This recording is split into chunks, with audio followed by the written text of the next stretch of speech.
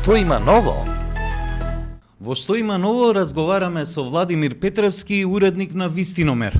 Владимир, неодамна Марк Закерберг, основачот на компанијата Мета, што ги поседува најпопуларните социјални мрежи во светот Facebook и Instagram, соопшти дека ќе ја прекине програмата за проверка на факти и партнерството со факт-чекерите, почнувајќи од Соединетите Американски држави, и дека ќе ги замени со белешки на заедницата, слично како што е на платформата X или поранешен Twitter. Закерберг, меѓу другото, во неговата најава вели дека проверувачите на факти беа премногу политички пристрасни и уништија повеќе доверба отколку што создадоа, особено во Соединетите Американски држави. Како ја коментираш оваа одлука и овој став на Закерберг? Да, најпрво ти благодарам многу за поканата. Значи, ние соработуваме со Мета. Значи, тоа е програма за проверка на факти на социјалните мрежи на Мета, вклучува Facebook, Instagram и Threads. И ова е прв пат некој да ме покани на интервју вака еден на еден и затоа ми е многу драго, особено во оваа ситуација. Значи да, сите ние бевме изненадени од таквата одлука на Закерберг да ја укине програмата за проверка на факти во Соединетите Американски држави. Мета има 10 организации што проверуваат факти во САД, што значи дека другите 90 се ширум светот. Значи, сите бевме изненадени, дури нашата председателка на меѓународната мрежа за проверка на факти, и она беше изненадена, не се ја разбудиле пола час пред да се објави видеото на Закерберг. Ние бевме изненадени и разочарани, значи ваква реторика од страна на Мета не сме слушнале никогаш. Напротив, до неодамна бевме фалени од Мета. Значи, особено бевме фалени за проверките на факти што ги вршевме во текот на изборите во Европската Унија. И така што ова е многу разочарувачки. Исто така не се согласуваме со тврдењата таму дека станува збор за цензура. Ова многу пати сме го кажале. Ние додаваме контекст. Значи, дополнуваме некои од објавите на корисниците на социјалните мрежи. Ништо не бришеме, ништо не отстрануваме. Сето она што се случува после нашите рецензии и после нашиот рейтинг, за сето тоа одлучува Мета. Значи, какви санкции, како ќе биде тоа обележано, за сето тоа Мета одлучуваш. Добро, за ова имаше, како што спомна силна реакција на меѓународните мрежи на организациите што се занимаваат со проверка на факти. Што ќе значи оваа одлука во светски рамки?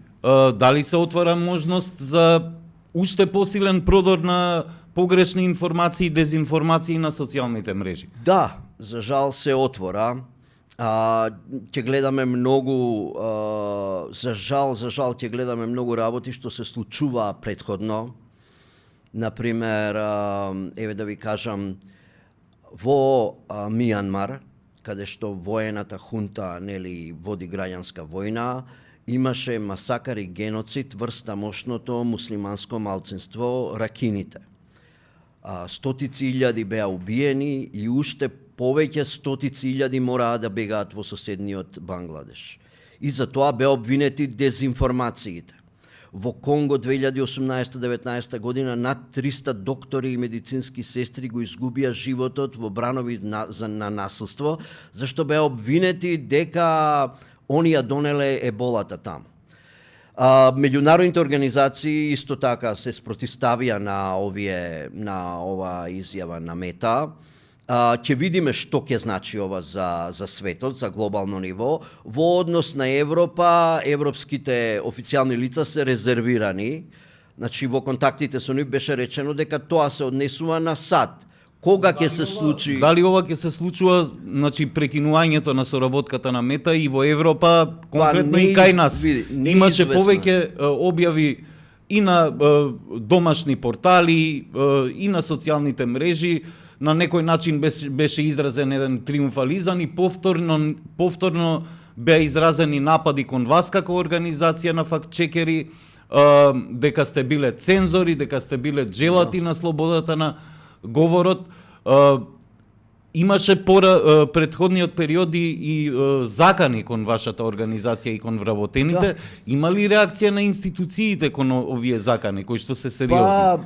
Во овие 5 години ние сме имале многу напади, многу закани, сме добиле понекогаш после долго време, после година дена одговор дека не можат да преземат ништо, најверојатно зашто нема физичко насилство, иако имаше закани тет-а-тет, лице во лице, и тоа она што е најважно, она што се случува, многу од заканите се случуваат врз лица кои не работат на проверка на факти. Значи, кој што во Метаморфозис, во фондацијата Метаморфозис, работат други работи, административни работи, например, или нешто слично. Тие напади се инаку страшни и оставаат многу сериозни дамки, нели, врз нас, ни прават многу проблеми. Кога гледате како некој вели дека кога ќе ве фатат и сега се дискутира дали ќе не убијат со обични куршуми или со куршуми од пушка сачмарка, или дали ќе не убијат веднаш или утре дента после еднодневен преки суд. Да, тоа е страшно. Видете, во Европа е малку покомплицирано. Во Европа има закон за дигитални услуги. Според тој закон, големите онлайн платформи се обврзани да преземаат мерки во спречување на дезинформациите. Не мора тоа да биде програма за проверка на факти како што е сега, ама мора да преземаат мерки и поднесуваат извештај до Европската комисија на секој 6 месеци, каде што треба да покажат што презеле. Сега, што ќе се случи, тоа не знаеме. Добро, каква е целта на овие напади? Се чини дека токму оние што ги обвинуваат фактчекерите за цензура, се оние кои што се обидуваат да ги замолкнат и да ги цензурираат фактчекерите. Личи на таа на народната поговорка, нели, кога крадецот вика најсилно држте го крадецот. Да, значи најголем дел од нападите доаѓаат од оние кои што шират дезинформации, за жал. И тие се многу гласни. И тие, за жал, заради нивната гласност, а станува збор за многу мал број, нели, на корисници, знаат и да ја наметнат агендата и да се направи впечаток како нешто страшно да се случува, иначе не е тоа. Значи, видите, најголем дел од она ние што го работиме, ние рецензираме измами, вирални дезинформации, значи измами од типот каде што на луѓето им се бараат пари, измами од типот каде што на луѓето им се крадат личните информации, финансиските информации, броеви од кредитни картички, со цел да бидат ограбени. Потоа, ние работиме дезинформации каде што се промовираат лажни лекови. Потоа, ние рецензираме дезинформации кои што се антиваксерски. Значи, каде што се говори дека вакцините се штетни, дека убиваат и така натаму. Значи, тоа е нашата главна работа. И дезинформациите што доаѓаат од пропагандата на Кремљ, и тука се во најголем дел дезинформации поврзани со војната во Украина и напади врз Европа и Западот. Многу малку ние работиме дезинформации кои што се однесуваат, не знам, например, внатрешна политика, медиумски дезинформации, затоа што има систем на саморегулатива и многу често оставаме тој систем да функционира, не сакаме премногу да се наметнуваме.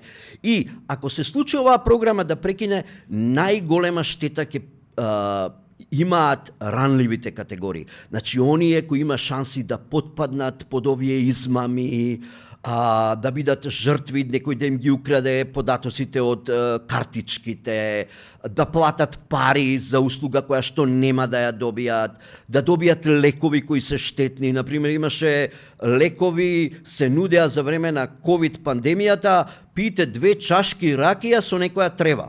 И сега има жени од 80-90 години кои никогаш алкохол не пробале и сега тие се тераат на стари години да пијат ракија. и ред други работи кои што се многу штетни и за конкретни луѓе, за конкретни граѓани, но и кои се штетни за јавниот интерес. Добро, во глобалниот извештај за ризици на Светскиот економски форум, дезинформациите и погрешните информации се повторно напоменати како топ 5, меѓу топ 5 светски ризици за годинава, беа и спомнати како топ ризици и минатата година. Постои ли волја кај владите во светот, еве и конкретно кај нас, за да се справат со проблемот со погрешните информации и дезинформациите, или едноставно политиката смета дека или ги употребува за манипулирање на јавноста и за дезинформирање на јавноста за остварување на некакви политички цели? Па има се и се што, знаете, има владени светот, да, кои ги користат дезинформациите за своји цели, за своји интереси. Има и влади кои се борат против нив. Мислам дека во Европа, например, на европско ниво, Европската Унија, Европската комисија има цврст став против дезинформациите и ние се надеваме дека тоа ќе продолжи така. Инаку, еве, 2016 година, например, кога Мета ја воведе програмата за проверка на факти, имаше истражување, беа земени 10 вести, пред 90 дена пред изборите, 10 вести кои беа вистинити и 10 вести кои содржаа дезинформации. И оваа студија покажа дека пред тие избори 2016 година, оние 10 вести што содржале дезинформации биле почитани од 10 вистински најчитани вести. И тогаш ѓаволот ја однесе шегата. Па имаше, нели, тој скандал со Оксфорд аналитика, кога беа крадени лични податоци од гласачи. Ви кажувам сега тука за геноцид, за масовни убиства во Конго. Видовме што се случи во Романија на изборите, каде што TikTok, социјалната мрежа, беше злоупотребена да се од странци, да се влијае врз избори во една држава. А знаеме, секаде во светот на странците не им е дозволено да се мешаат во избори во друга земја.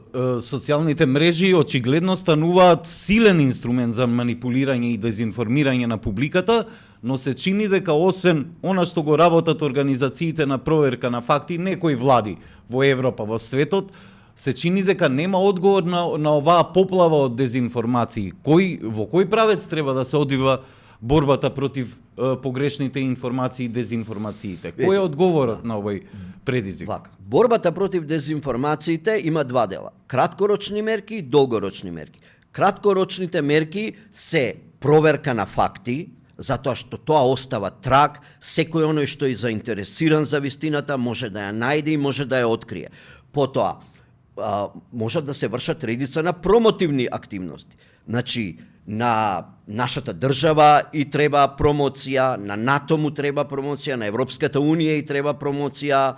Значи, сите оние вредности демократски за кои што се залагаме треба да се промовираат.